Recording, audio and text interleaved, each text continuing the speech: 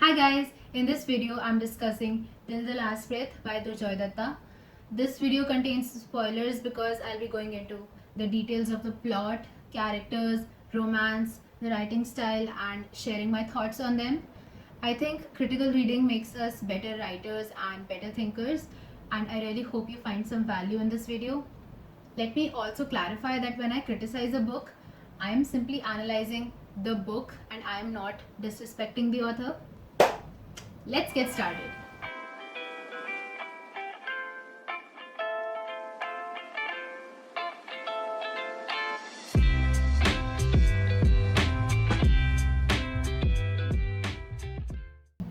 Talking about the plot, I would say that in a lot of places the book moved too fast and didn't give me the time to really feel the emotions.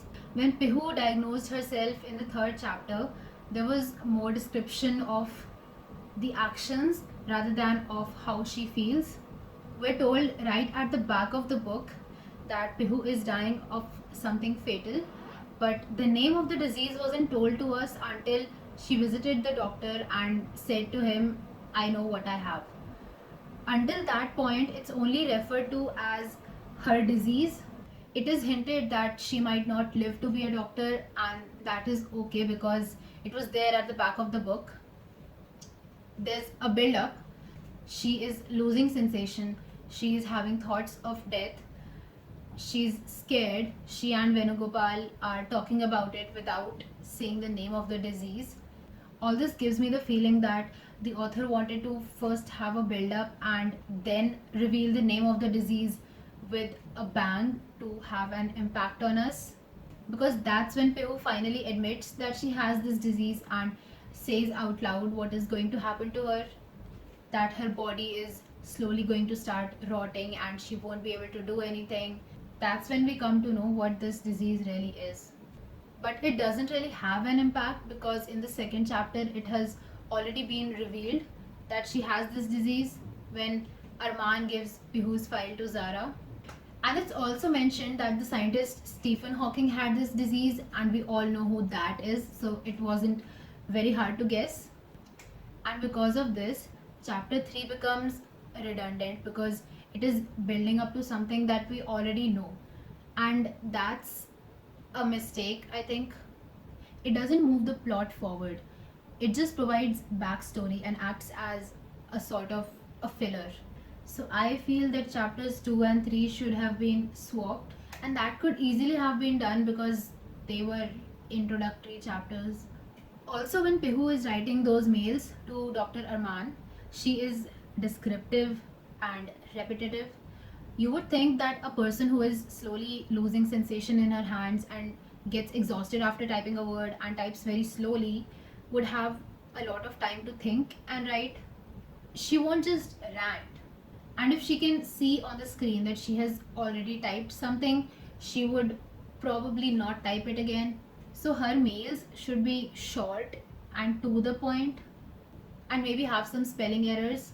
One more thing about the plot is that it is made up of very interesting segments, but I feel that they are not in the perfect sequence. For example, when Kajal is introduced, she calls Zara to ask about Dushyant. And then there's a sort of flashback, and we are given her entire story with Dushyant. It's not really needed at that point in the story. What makes a story interesting is not just the interesting elements, but also how those elements are written and revealed to the reader. And when you directly tell something to the readers, it takes away the suspense of the story. Imagine how mysterious and intriguing it would have been for us if Kajal had called Zara, asked about Dushyant, and then hung up. And then every time Zara mentioned Kajal's name to Dushyant, he would make a face and Zara would wonder why. That would have been intriguing for us as well. But since we readers already knew the story, we could not participate in Zara's curiosity. And Dushyant sharing his story with Zara could have been a great bonding moment for them. And I too would have liked to piece together how Dushyant landed in the hospital instead of just being spoon fed the story. You need to give your readers a reason to turn the pages. and I really didn't feel like doing that with this book. Similarly, when Zara shares her own story with Dushyant on the terrace, I again couldn't participate in Dushyant's shock because I already knew. I think it could have been done this way: Zara sharing her story, Dushyant being very disturbed, taking it very personally, and then it being revealed that he did the same to Kajal, and him having that moment of regret because now he has seen things from the girls or the victims' point of view. Now he can understand why Kajal left him. I was very disappointed at how casually this particular theme was handled in the book. If you're going to touch upon such a serious topic, then you need to do it justice. I wanted to see Dushyant taking full responsibility for his actions. I wanted to see him apologizing to Kajal. I wanted to see him deal with the psychological consequences of having committed a crime, because right now he is in the hospital doing nothing and he has plenty of time to think. Till now, he was blaming Kajal because he couldn't understand that she was also suffering. He never saw what she went through because she simply left. But now that he has talked to Zara, he should realize that what he did was not forgivable. So, this is a very poorly written loose thread. If this had been handled properly, Dushyant would have had a beautiful character arc and it would have added to his transformation. The romance, Dushyant's relationship with Kajal. The whole story is given from page 29 to 43 in chapter 4. I have a lot to say about this. On page 34, it says their relationship wasn't one of the two hormone charged college students type, but of two mature people who saw themselves together for the rest of their lives. I beg to differ. Firstly, it appears to me that Kajal is just completely lost and directionless, whether it's her career or boyfriends. I really don't think she is grounded in life. She and Dushyant used to fight a lot because she was still in touch with her ex, Varun. I think it's okay to be friends with your ex if you both ended it on good terms. And I also think that your current boyfriend should accept your past and the fact that you had an ex. But Kajal sometimes talked to Varun all night or till morning and even took his calls, putting Dushyant on hold. In an ideal relationship, that place should be taken by a boyfriend. Your boyfriend should be sufficient for you, and you should not feel the need to confide in anyone else or to talk for so long to any other guy, because you date so that you can marry them, right? The book says that they saw themselves together for the rest of their lives. So if you're going to spend the rest of your life with someone, you need to be able to at least talk to them. And if you can't even talk to your guy for so long and prefer to talk to someone else, then maybe your boyfriend isn't the one for you. So Kajal and Dushyant fought a lot because she talked to Varun. But I guess I also can't blame her because Dushyant drank and smoked all the time and he wasn't very understanding towards her. He constantly doubted her loyalty and said that she still had feelings for Varun. So I can imagine that Dushyant wasn't really a good person to talk to. Even in the book, nowhere does it say that they used to talk for hours. Dushyant was possessive and very passionate about Kajal and got mad at any guy who looked at her. So it wasn't really a mature relationship as stated in the book. It was simply a feel good thing. They felt good around each other. Their physical intimacy was probably what led to their intense attachment. Because apart from that, I can't really see any reason why they dated. Their warm little moments aren't shown, simply described, and here is how it goes. Dushyant stalks her for 2 years, which is creepy as hell. In this time, he doesn't know her. They haven't talked. So I'm presuming that the only thing that attracted him was Kajal's physical beauty. Then they have their first meeting in the library. When that scene ends, the next sentence in this book is they dated for 8 months. There's no emphasis on any period of friendship or getting to know each other. He makes her feel loved by being over possessive, but he doesn't really care. Apart from that, there is also no mention of why Kajal fell in love with him. I do feel like it was hormones, kissing, and love making which led to the attachment.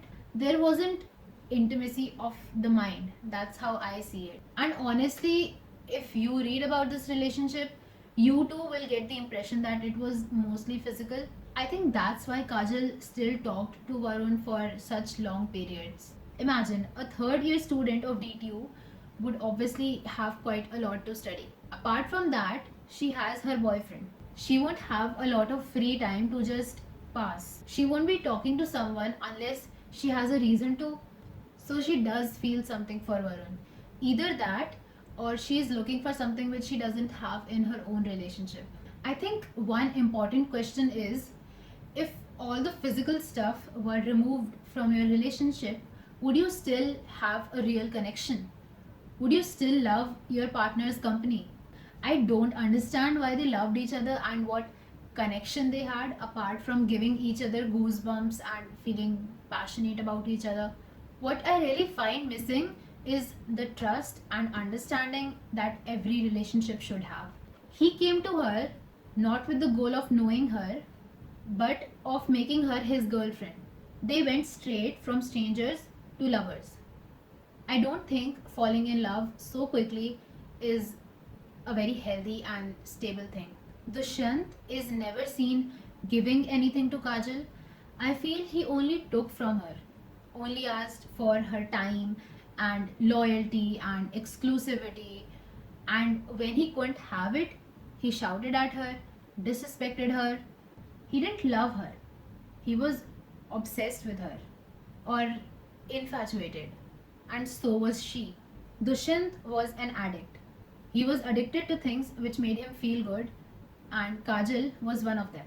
And when regular arguments started and the relationship didn't feel good anymore, he hit her and raped her to make himself feel like he still owned her and to make himself feel good because she had hurt his ego. I just can't believe that he loved her, because if you really love a girl, how can you go on hurting her when she is screaming in pain and begging you to stop? There's a difference between the characters thinking that they will be together forever and that they are mature, and the author telling us that it was a mature relationship. I don't understand why the author would call this a mature relationship. Sex does not add maturity to a relationship. Plus, Dushyant is so messed up that he blames Kajal for the breakup, saying that if she really loved him, she won't have left him. Dude, if you had really loved her, you would never have done what you did.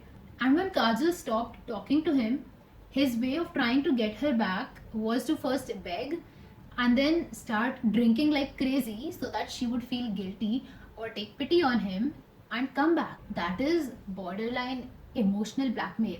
He didn't give her a reason to come back and didn't even promise to be better this time. Let's come to the characters. Pio's narration and thoughts conveyed the image of a shy, small town girl who was passionate about medical. Like, it was her calling and made her excited about her future. I love seeing that emotion. How, when people talk about something they love, their eyes sort of light up. She is so interested in studying that it guides her, pulls her, and she finishes her course before anyone else. Kind of reminds me of school when it was still fun. Before I took PCM, when Pihu is introduced to us, she is in the library with Venugopal, and their conversation highlights how, for him, being a doctor is simply a career. And that reminded me of this line from Grit. So there are three people who are laying bricks and they are asked, "What are you doing?" The first says, "I am laying bricks." The second says, "I am building a church." And the third says, "I am building the house of God." The first bricklayer has a job, the second has a career, the third has a calling. When the narration is focused on Dushyant or the spotlight is on him, sort of, the narration sounds frustrated and angry, and there are swear words, which is good because that is how he is as a character. At the beginning of the book, this frustration is projected on everything. The way he is pissed at the doctor, the way he thinks his parents would create a scene if they came here. Also, despite what I said earlier, Dushyant's transformation is still my favorite. When he realizes that Pihu is dying, he feels a deep regret. He stops being selfish and understands that she is also suffering. He even becomes merrier and less abusive towards the end. Kajal has no sense of self respect, or maybe she simply lacks common sense, or maybe she lets her feelings decide for her instead of her brain, because she keeps in touch with Varun even when he cheated on her, and after breaking up with Dushyant, goes back to him even when she knows Varun is the same person and won't really make time for her, and then goes back to Dushyant even though he raped her. And she takes the blame for ending things with Dushyant and still wonders how life with him would have been, completely putting aside his destructive and toxic habits. And I don't understand how Kajal is okay with it because Dushyant hasn't said sorry. I think there should be a scene where she comes to terms with it, decides not to be affected by it, and decides to move on. You know, if the author wanted to make her write that sappy goodbye letter, it still could have been done. Kajal could still have missed him despite realizing that Dushyant did something wrong. She didn't have to be such a silly character. When Dushyant shouts at her and blames her, she doesn't even say that it was his fault. In fact, she herself writes the letter as if she feels it's her fault. Page 242, I lost you the day I left you. And later the book says that he had paid his dues, he had suffered a lot to love her as insanely as he used to. Will someone please acknowledge that the breakup was Dushyant's own fault? Why is the blame being pinned on the rape victim? It's time for you to move on, find a new life. Bro, this letter is something Dushyant should have written upon realizing his mistake. But no, of course, throughout the book, genius Dushyant does not realize that he did something wrong. And she ends the letter by saying, I am not disappearing from your life. Call me if you need me. I will always be there. What? Similarly, when Zara resolves her issue with her dad, her father doesn't ask her about her suffering or how she coped on her own. He tells her that he was suicidal. She is shocked. She is guilty. She forgives him and tells herself that he had suffered enough. I just hate how it becomes all about men. Also, okay, I can understand her wanting to forgive her dad because of how many years they had lost already. But in the book, it was resolved too quickly and unrealistically when you have been distant with someone for so long that they don't even remain a part of your life anymore. Then it tends to become a permanent feeling inside you, and rebonding with them is a whole process. It's not like you say sorry and all the hard feelings vanish. You become so habitual of being alone and independent that it's kind of hard to integrate those people back into your life. Zara goes from one side of the emotional spectrum to the other like this. She gets chatty with her parents, she tells them she likes a guy, she goes to the mall to buy a gift for her father. She then wants to move in with her parents. Then she wants to go on a vacation with them, all in the matter of one day. It's like she had been dying to talk to her dad. And now that she has the opportunity, she's making the most of it, when the truth is that she hated her dad throughout the book. The writing style. I think the author was right to pick third person point of view because he wanted to focus on many characters. It allows us to look over the shoulder of the characters, sort of, instead of being in their head like in first person narration. Another thing about first person narration is that you can't tell the readers any part of the story that the narrator does not know, because we can only see what the narrator can. We live the story through the character. But since here a lot of things were going on in the background and they came together in the end, and plus our characters were unconscious a lot of the times, third person was the right style to pick. The author has properly researched what subjects are taught in first year, what books they have in second year, details of the diseases. I know because I have friends in medical colleges. You might be thinking it's a very obvious thing for an author to do, but trust me, I have read books in which no research was done. There were certain scenes of Pihu and Arman where they joked and laughed, and honestly, the jokes were not even funny.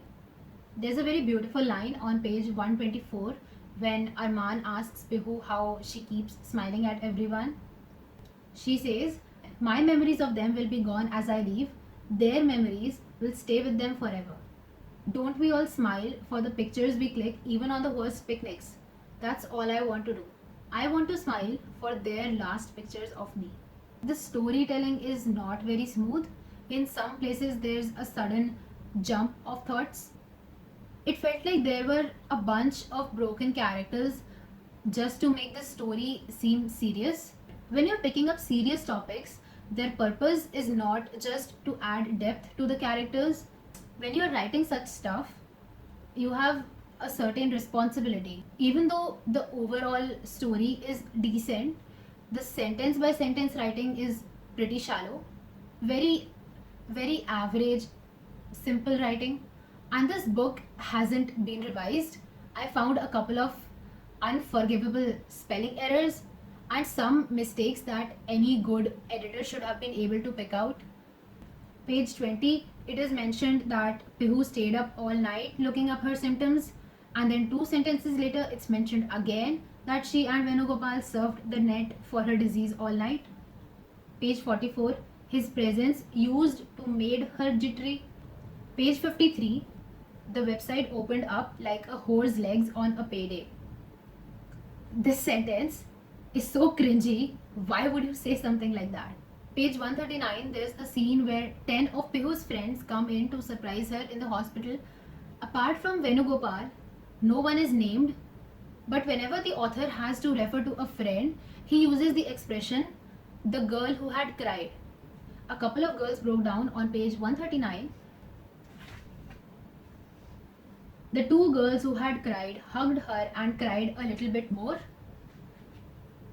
said one of the girls who had cried earlier. Pihu thinks you're cute, one of the girls chuckled, the girl who had cried. Venugopal hugged her the longest and told her that he had started to date. It was the girl who had cried. Pihu was pleasantly surprised that Venugopal had started dating and imagined the girl who had cried today laughing at Venugopal's terrible Hindi. Firstly, I don't know which of the 2 girls it is. Secondly, if she is that important, just give her a name. The verb per has been used so many times for Pihu that it got annoying. With all that said, the story itself was very touching, of course. And that's it. I hope you picked up something from this video. If you liked it, you can check out my entire book talk playlist and let me know what you think in the comments. I always pin my favorite comments. Bye bye.